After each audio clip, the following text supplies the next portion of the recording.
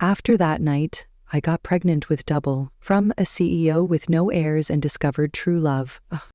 The late autumn sun cast long shadows across the pristine floors of the Metropolitan Art Gallery in New York, where Elena Carter stood before her latest interior design installation.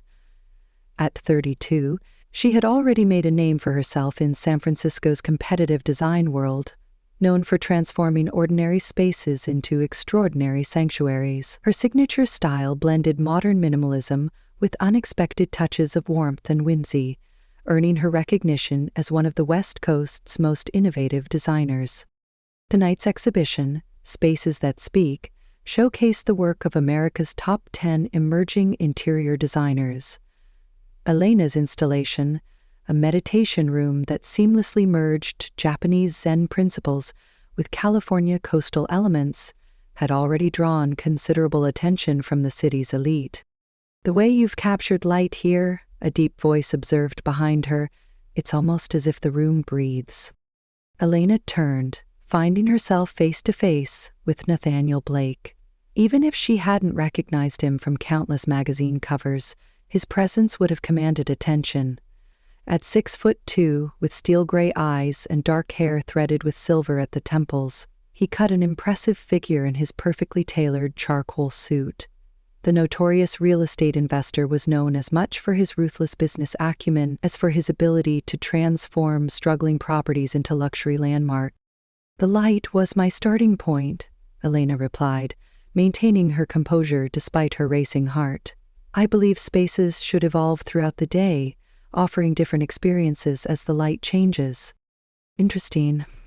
His eyes, sharp and analytical, studied the room's details. "Most designers focus on static elements.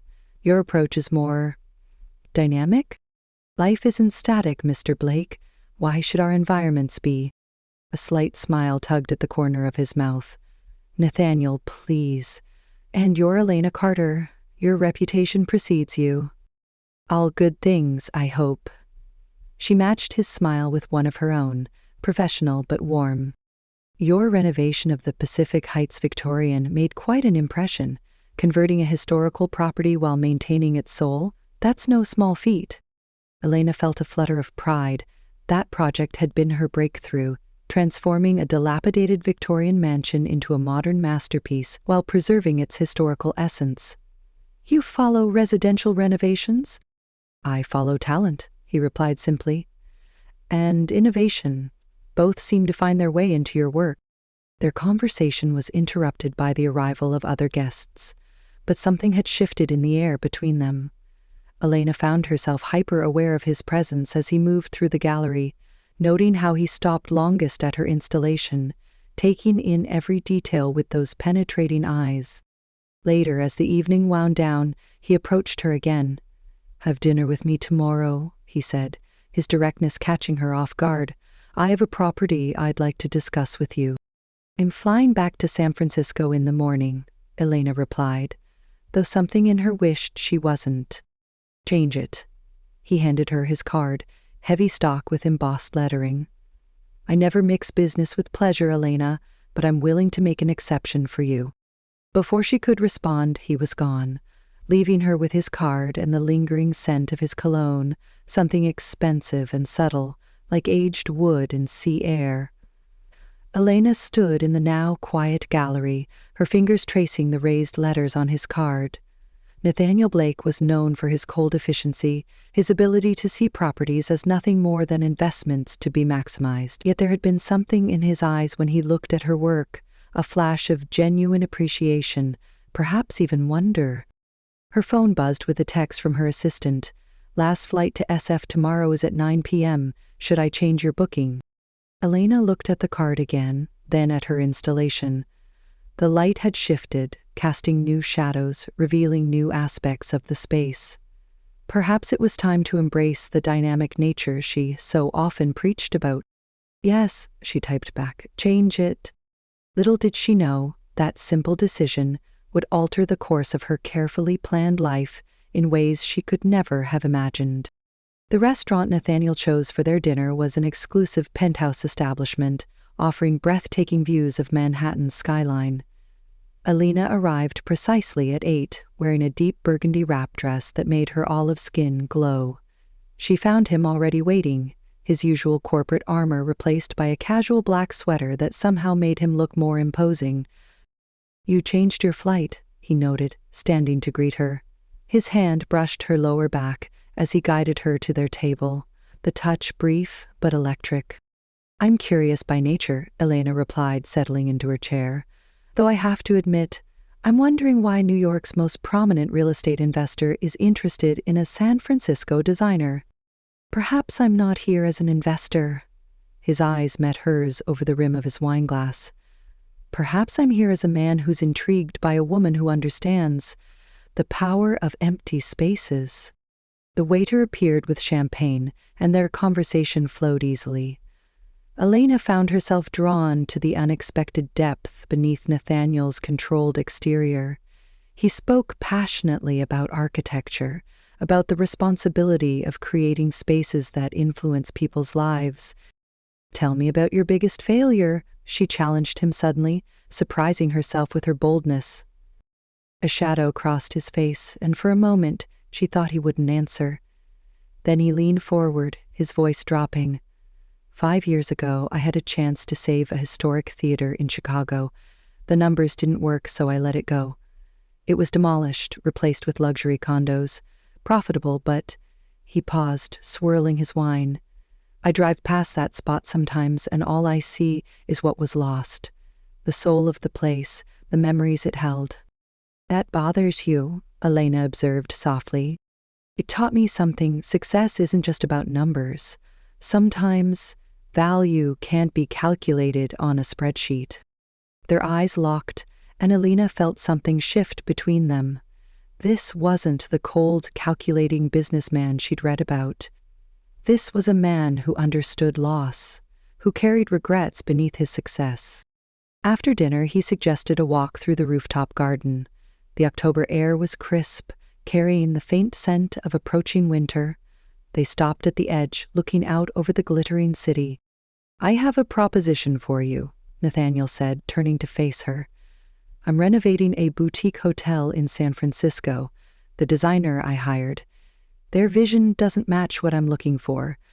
I want someone who understands that spaces need to breathe, to tell stories. And you think that's me?" "I know it is. I've followed your work for months, Elena. You don't just design rooms.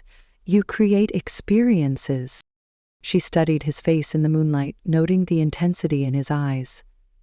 "Why didn't you just call my office? Why all this?" He stepped closer, and suddenly the space between them felt charged with possibility. "Because I wanted to know if there was more here than just professional admiration." His hand came up to cup her cheek, thumb brushing across her lower lip. Elena's heart thundered in her chest as he leaned in, his breath warm against her skin. When their lips met, it was soft at first, questioning. Then she melted into him, and the kiss deepened, becoming something hungry and urgent. They ended up in his penthouse suite, where passion and desire took over. Their connection was explosive, unlike anything Elena had experienced before. Nathaniel's controlled exterior gave way to raw emotion, and in those heated moments, they both let their guards down completely. Later, as they lay tangled in silk sheets, Elena traced the faint scar above his eyebrow. "How did you get this?" "Motorcycle accident in college," he murmured, catching her hand and pressing a kiss to her palm. "My one act of rebellion against my father's perfectly planned life for me. And now you're the one doing the perfect planning." He propped himself up on an elbow, looking down at her seriously. Maybe it's time for another rebellion. The way he looked at her made her breath catch. There was something dangerous here, something that threatened the careful boundaries she'd built around her heart.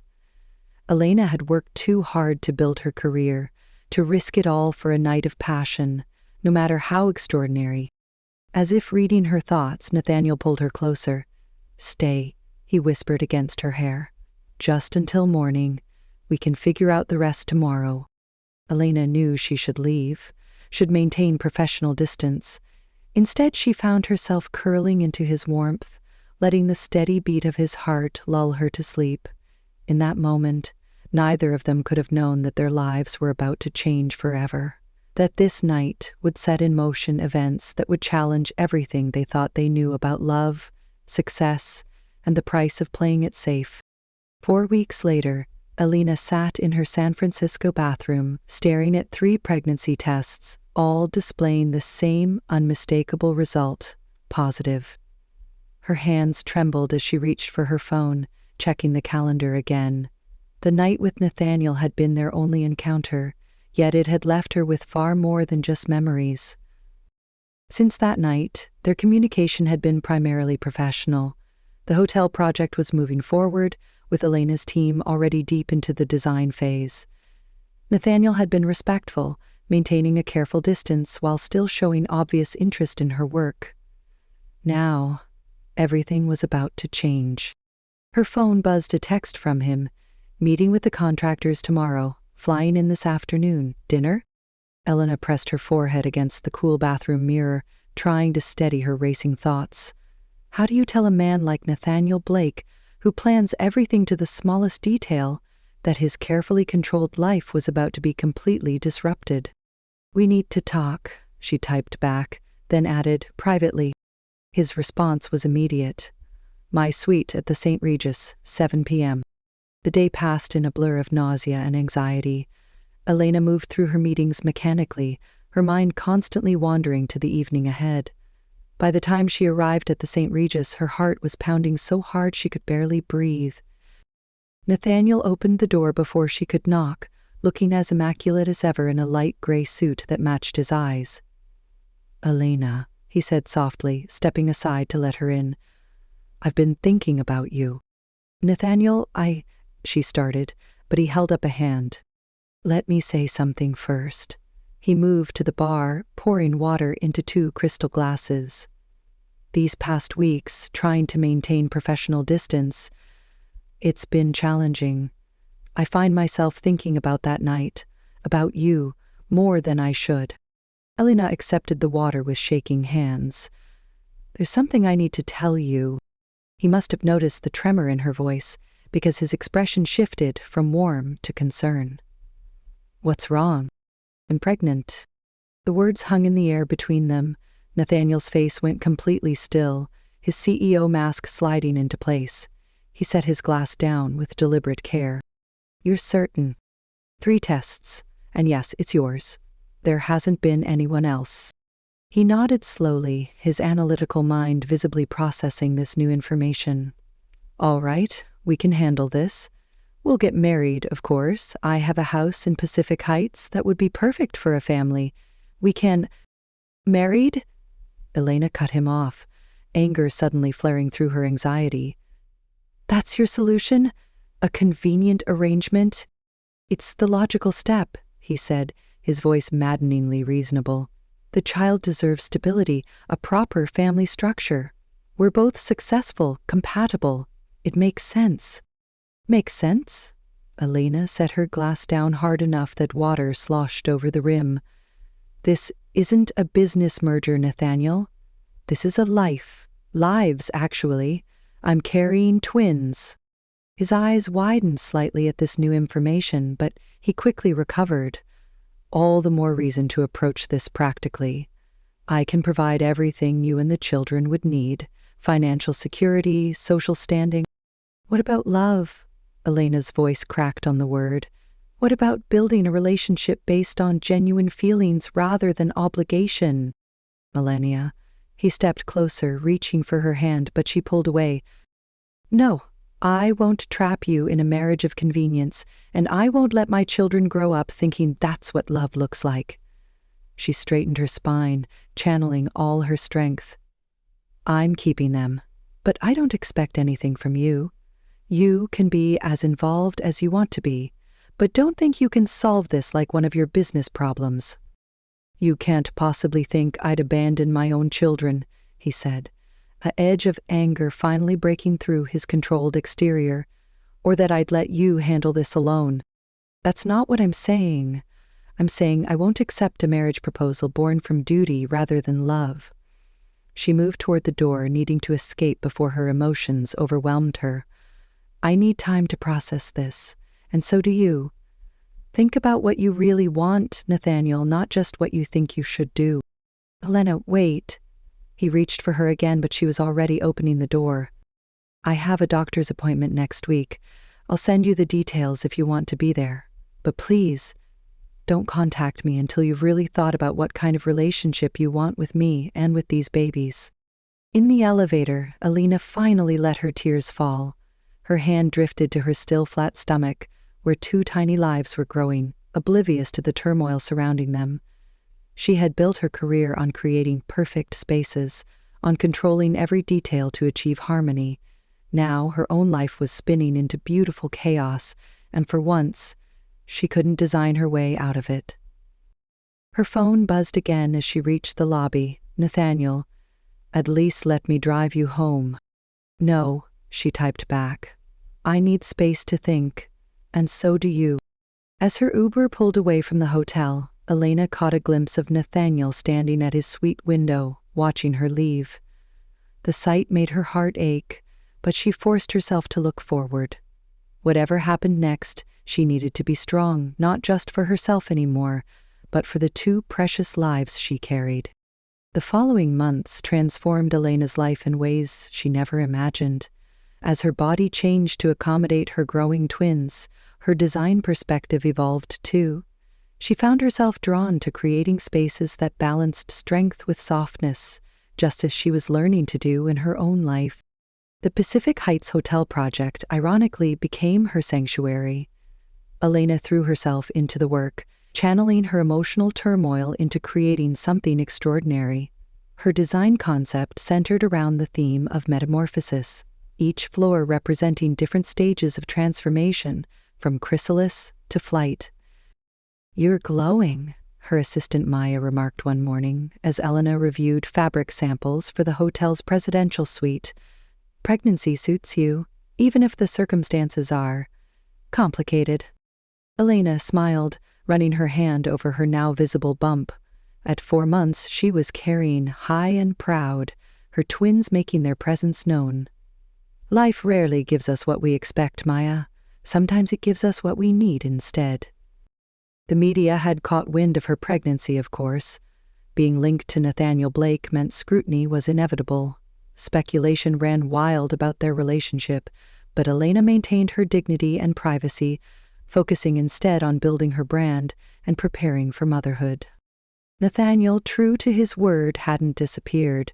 He attended every doctor's appointment, sitting quietly as they watched their babies on ultrasound screens. He'd set up a trust fund for the twins and insisted on providing for their every need. But he maintained the professional distance Elena had requested, though she sometimes caught him watching her with an intensity that made her wonder if he was struggling with their arrangement as much as she was. One evening, while working late at her studio, Elena received an unexpected visit from her mentor, Catherine Wong, a legendary designer known for her brutal honesty. "You've outdone yourself," Catherine said, studying the hotel's design boards. "There's something different about your work now. It's more soulful." "Motherhood changes your perspective," Elena replied, absently touching her belly as one of the twins kicked. "And what about love?" Catherine asked pointedly. "Does that change your perspective too?" Elena stiffened. "This isn't about love. It's about creating something meaningful for my children." "Darling, everything is about love." Catherine settled into a chair, fixing Elena with her penetrating gaze. "I've watched you build walls around your heart for years, using your work as a shield. But these designs," she gestured to the boards, "they tell a different story. They speak of opening up, of embracing vulnerability." "I can't afford to be vulnerable right now," Elena protested. "I need to be strong." "Strength isn't about being invulnerable, Elena. It's about having the courage to remain open despite the risks." That night, working alone in her studio, Elena found herself redesigning the hotel's central courtyard. Instead of the sleek, modern fountain she'd originally planned, she created a design featuring a series of interconnected pools, each flowing into the other, creating a continuous circle of movement and connection. As her pregnancy progressed, Elena's work gained even more attention. The Pacific Heights Hotel project was featured in several major design magazines, with critics praising its innovative approach to emotional architecture. She was invited to speak at conferences, sharing her vision of spaces that evolved with their inhabitants. At 7 months pregnant, she stood before a packed audience at a prestigious design symposium, her twins active beneath her flowing dress. "Design isn't just about creating beautiful spaces," she told them. "It's about creating environments that support transformation. Every space tells a story not just of who we are, but of who we might become." In the back of the auditorium, unbeknownst to Elena, Nathaniel stood watching, his heart tightening as she commanded the room with quiet confidence. She was different now, stronger, more radiant, more certain of herself than ever, and for the first time in his life, he found himself questioning whether his calculated approach to life had been wrong all along. As Elena's due date approached, she completed the hotel designs, each room a testament to her journey of self-discovery. Her work had evolved, becoming more intuitive, more emotionally resonant. She was no longer just designing spaces, she was creating sanctuaries for transformation. "You've built something remarkable," Maya told her one evening as they reviewed the final plans. "And I'm not just talking about the hotel." Elena smiled, feeling her babies move within her. "Yes," she agreed. "I suppose I have." While Elena flourished in her independence, Nathaniel Blake found himself in unfamiliar territory, questioning everything he'd built his life upon. His penthouse office, once a symbol of his success, now felt empty, its pristine minimalism no longer bringing him the satisfaction it once did. One morning, reviewing the latest photos of the Pacific Heights Hotel's progress, he found himself staring at a candid shot of Elena directing her team. Even through the lens, her passion was evident, her hands gesturing expressively as she explained her vision. The subtle curve of her pregnancy was visible beneath her designer dress, and something in his chest tightened painfully. "Sir," his assistant's voice interrupted his thoughts. "The Bennett Foundation is here about the homeless shelter project." Nathaniel had initially agreed to the meeting as a PR opportunity, another calculated business move. But as Sarah Bennett, the foundation's director, presented their vision for transforming an abandoned warehouse into transitional housing, he found himself truly listening. "We don't just want to provide beds," Sarah explained, her eyes bright with purpose. "We want to create a space that restores dignity, that helps people rebuild their lives." "Like a metamorphosis," Nathaniel murmured, thinking of Elena's hotel design concept. "Exactly," Sarah beamed. "But we need someone who understands both real estate and the power of transformative spaces." For the first time in months, Nathaniel felt a spark of genuine excitement. "Show me everything." He threw himself into the project, spending hours at the warehouse site, working alongside architects and social workers. He learned about trauma-informed design, about creating spaces that could heal. Each decision became less about efficiency and more about impact. One rainy afternoon, he sat with a former resident named Marcus, listening to his story of losing everything and finding hope again through supportive housing. "You know what made the difference?" Marcus asked. "It wasn't just having a roof. It was being in a place that made me feel human again, worthy again." Nathaniel thought about Elena's words from months ago. "This isn't a business merger. This is life." He began making changes in his other projects, too. The luxury developments he was known for now included community spaces, green areas, affordable housing units integrated seamlessly into the design. His board of directors was skeptical, but the projects garnered unprecedented positive attention. "You're different," his mother observed during their monthly dinner.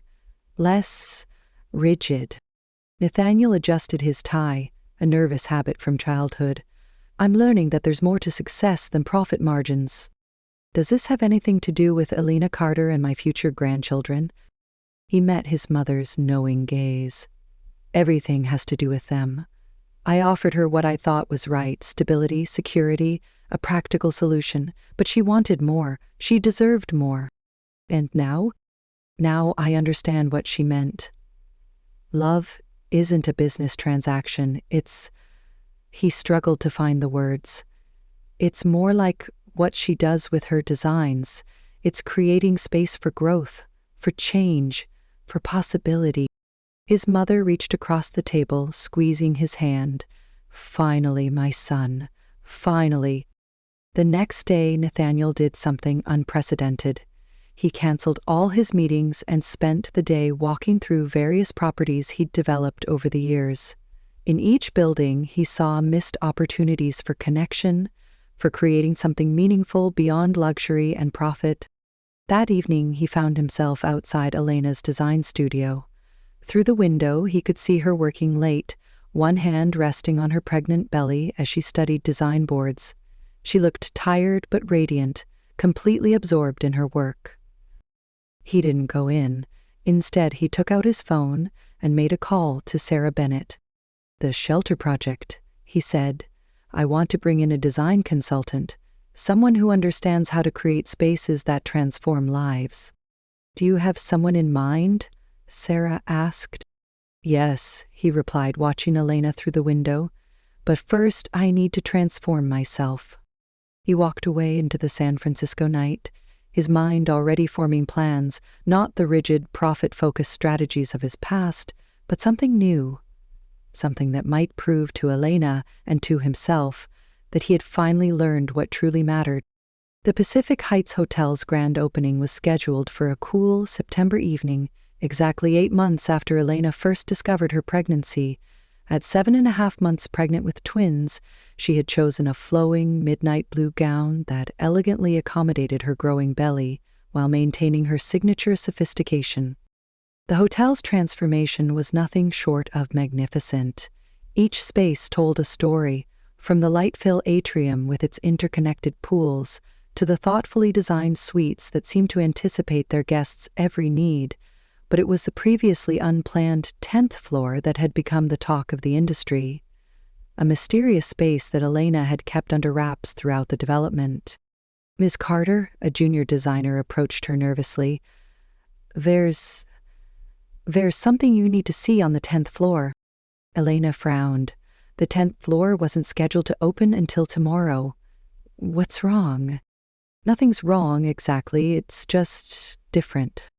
Intrigued and slightly concerned, Elena made her way to the private elevator. As the doors opened onto the 10th floor, she gasped. The space had been transformed beyond her original design. Where she had planned a luxury penthouse suite, she found instead a stunning artistic installation that told the story of her journey with Nathaniel. The entry featured architectural drawings of all the significant places in their story: the New York gallery where they first met, the restaurant where they had dinner, even her San Francisco studio. But it was more than just drawings. Each space had been recreated in miniature, perfect down to the smallest detail.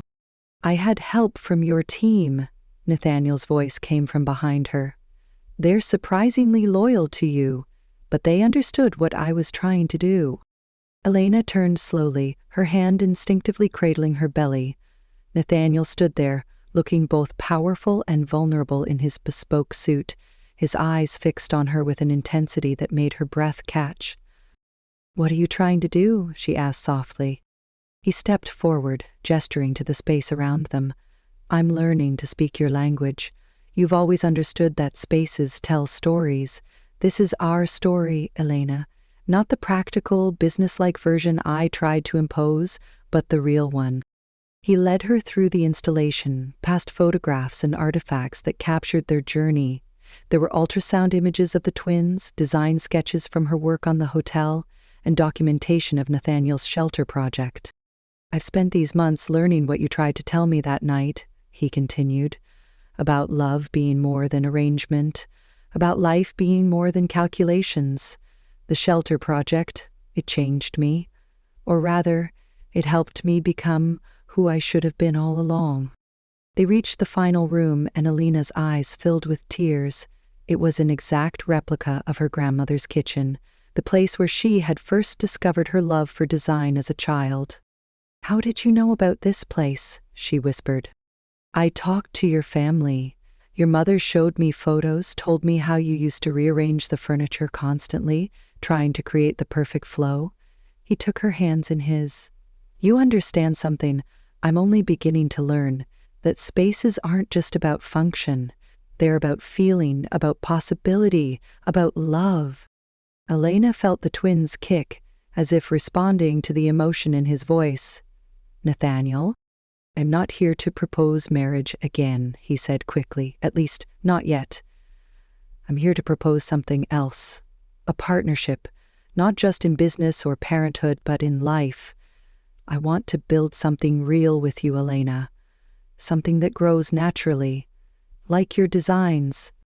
He reached into his pocket and pulled out not a ring, but a key. "This is to a small house in Sausalito. It's nothing like my usual properties. It's actually quite modest, needs a lot of work, but it has good bones, as you designers say, and an amazing view of the bay." He took a deep breath. "I thought maybe we could work on it together, make it our project, something we build as we build us." Elena looked at the key, then back at Nathaniel. She saw in his eyes not the calculating CEO she'd first met, but a man who had learned to be vulnerable, to take risks, not for profit, but for love. "The shelter project," she said carefully. "Tell me about it." His face lit up as he described the transformative spaces they were creating, the lives being changed. "We're incorporating some of your design principles, actually. The way you use light and flow to create emotional responses. It's making a real difference. And this house in Sausalito, it needs everything. New wiring, new plumbing, probably structural work. The garden's completely overgrown." He smiled. "I thought about buying something perfect, but then I realized that's the old me. The new me wants to build something with you from the ground up. Something that reflects both of us." Elena felt tears sliding down her cheeks. Damn pregnancy hormones. "You really have changed." "Because of you. Because of them." He gently placed his hand on her belly, and as if on cue, both twins kicked. "I'm not asking for forever right now. I'm asking for a chance to show you, day by day, that I can be the man you and our children deserve." Elena looked around the room once more, at the careful recreation of her grandmother's kitchen, at the evidence of how much thought and effort Nathaniel had put into understanding her world. Then she looked back at him, standing there with hope and love playing on his face. Slowly she reached out and took the key from his hand. "Well," she said, a smile spreading across her face, "I suppose every good design project needs a partner." The early winter rain pattered against the hospital windows as Elena gripped Nathaniel's hand. Her face contorted in pain during another contraction. They had been at California Pacific Medical Center for 14 hours, and the twins were finally ready to make their appearance.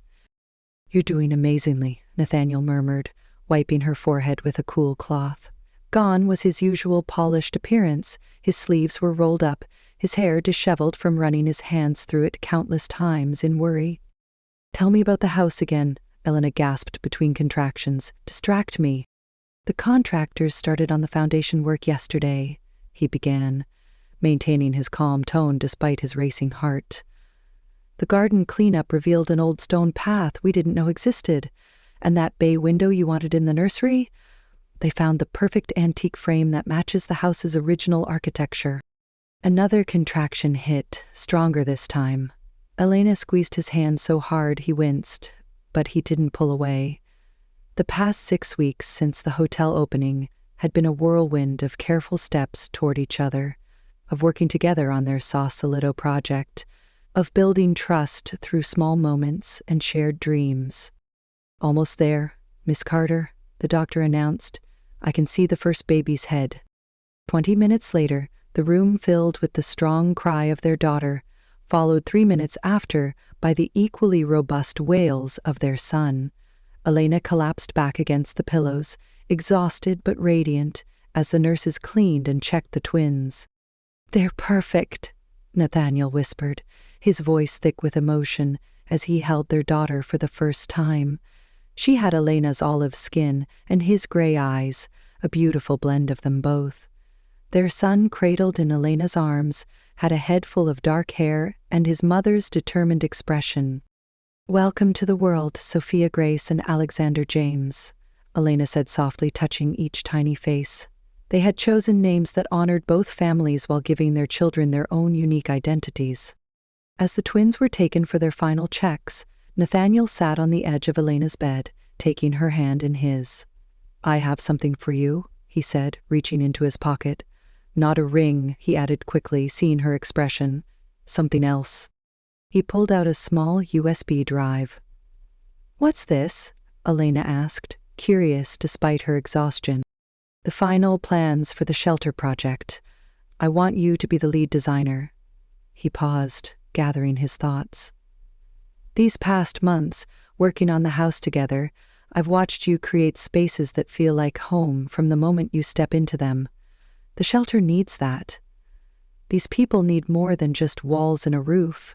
They need hope. They need dignity." Elena felt tears welling up again. Those postpartum hormones were no joke. "You're sure?" "More sure than I've ever been about anything." He smiled. "Well, almost anything. Being sure about you and our children tops the list." A nurse returned with the twins, helping Elena position them for their first feeding. Nathaniel watched in awe as both babies latched on successfully, their tiny hands flexing against their mother's skin. "I wrote them letters," he said suddenly, "one for each of them, to open on their 18th birthday. He pulled out 2 sealed envelopes from his jacket. "I want you to read them first." Elena looked at the envelopes, then at him. "Now?" He nodded, taking Sophia so Elena could have a free hand to open the letters. She read them slowly, tears falling freely as she absorbed his words. In them, Nathaniel had poured out his heart, describing how their mother had taught him the true meaning of love, how watching her create beauty and meaning in the world had inspired him to be a better man. He promised their children that they would grow up knowing not just success but joy, not just achievement but love. "These past months," he wrote, "I've learned that life's greatest designs aren't found in perfect plans or calculated risks, but in the beautiful chaos of love. Your mother taught me that. She taught me that real strength lies not in control, but in the courage to let love transform you." Elena folded the letters carefully, looking up at Nathaniel with shining eyes. "They're beautiful." "They're true," he said simply, every word. As if understanding the gravity of the moment, both twins opened their eyes, looking up at their parents with that unfocused newborn gaze. Nathaniel leaned down, pressing a gentle kiss to each tiny forehead, then one to Elena's lips. "We're not perfect," he said softly, "but we're perfectly us. And I promise you, all of you, that I will spend every day learning how to love better, how to be better." Elena shifted carefully, making room for him to sit beside her on the bed. As their family cuddled together for the first time, the rain outside softened to a gentle patter, and the first rays of sunrise began to paint the sky in shades of hope and new beginnings. 1 year later, the Sausalito house stood transformed, much like its occupants. The once overgrown garden now bloomed with carefully planned wildflowers, creating a whimsical path to the restored Victorian home.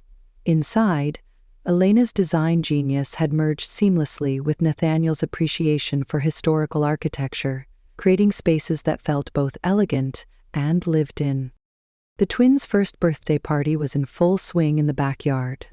Sophia, already showing signs of her mother's artistic spirit, sat in her high chair finger-painting her cake instead of eating it, while Alexander methodically stacked his blocks with his father's focused determination. "The shelter project opens next week," Elena said, joining Nathaniel on the porch swing. They watched as their friends and family mingled in the garden, the late afternoon sun casting a golden glow over everything. "Thanks to you," Nathaniel replied, pulling her close.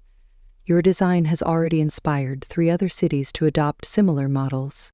The shelter had become their shared passion project, combining Elena's talent for creating nurturing spaces with Nathaniel's business acumen. But more than that, it had become a symbol of their journey, how love could transform not just spaces, but people. "Did you ever think we'd end up here?" Elena asked, watching as Maya helped Sophia create handprint art on her high chair tray. "That night in New York, when we first met?" Nathaniel chuckled. "I thought I had it all figured out then. Success meant control, love meant practical arrangements." He kissed her temple. "I had no idea how wrong I was." Their relationship had evolved naturally over the past year, building trust through shared projects and parenting adventures. They'd moved into the Sausalito house together 6 months after the twins were born, taking their time to ensure each step forward felt right. "The magazine wants to feature both projects," Elena mentioned, referring to their latest collaborative works, the shelter and their home. "They're calling it Design with Purpose, How Space Can Transform Lives." "Speaking of transformation," Nathaniel said, reaching into his pocket, "there's something I've been wanting to ask you." Elena turned to face him, her heart skipping a beat as she recognized the look in his eyes, the same one he'd had when he first showed her the house plans. "This isn't a business proposal," he began, his voice soft but sure, "and it's not because of the twins, or practicality, or what society expects." He pulled out not a ring box, but a small leather-bound notebook. "It's because every day with you teaches me something new about love." He opened the notebook, revealing sketches, his own amateur attempts at design. "These are all the moments I've fallen more in love with you, the way you dance with the twins in the kitchen, how you lose track of time when you're working on a design, the face you make when you're trying not to laugh at my bad jokes." Elena felt tears welling up as she flipped through the pages, each sketch accompanied by his handwritten observation. "I'm not asking you to marry me because it's the right thing to do," he continued. "I'm asking because I want to keep building this life with you, keep learning from you, keep growing with you." Finally, he pulled out a ring, not a traditional diamond, but a unique piece featuring a moonstone surrounded by tiny sapphires. "Elena Carter, will you continue this design project with me for the rest of our lives?"